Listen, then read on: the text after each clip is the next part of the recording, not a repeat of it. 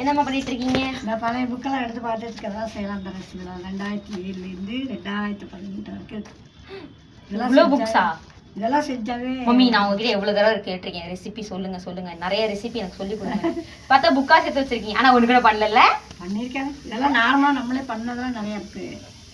அப்ப எனக்கு இந்த ரெசிபி செஞ்சா இந்த புக்கை நான் சொல்றது இந்த ரெசிபியெல்லாம் நான் பண்ணியிருக்கேன்.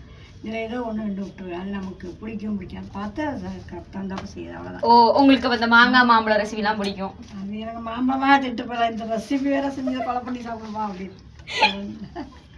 அப்புறம் எதுக்கு இந்த புக்கு? அதாவது என்ன வேற வித்தியாசமாக பண்ணியிருக்காங்களா, மசாலா சமோசா 30 வகை சமோசா.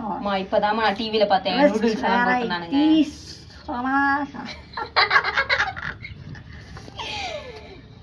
மங்கையர் மலர் மலர் 64 பேப்பர் நல்லா ஸ்மெல் பண்ணுங்க, நல்ல வாசனை வருது இல்ல? இருக்கு. எது கரையாங்கறேன் உள்ள போய் கரைக்காம அரிக்காம கப்பா முத்து போயலாம மூத்திரம். ஏய், இது ஒண்ணு வேற ஏதோ வந்திருக்குமா? படித்த உடனே வேலை கிடைக்குமான்னு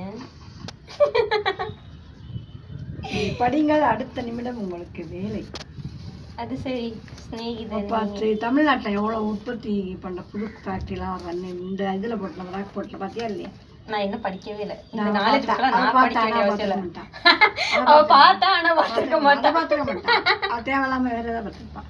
ஃபஸ்ட்டு தலைப்பிலே அதான் போட்டுறான், தமிழ்நாட்டில் வந்து தொழில் வேலை வாய்ப்பு அதிகமாகிறதுக்கு ஒரு ஃபேக்ட்ரி ஆரம்பிக்கிறாங்க அப்படின்னு சொல்லி அதில் போட்டுருவான். ஃபஸ்ட்டு தலைப்பே அதுதான். சரி வாங்க நம்ம வேலையை பார்ப்போம்.